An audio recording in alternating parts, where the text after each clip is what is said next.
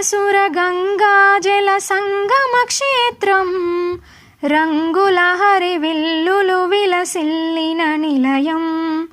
ఉత్తరాన ఉన్నతమై హిమగిరి శిఖరం, దక్షిణాన నెలకొన్నది హిందూ సముద్రం.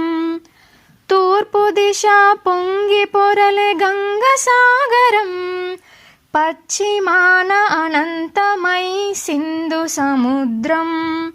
భారతదేశం మన జన్మ ప్రదేశం, భారత ఖండం ఒక అమృత భాండం.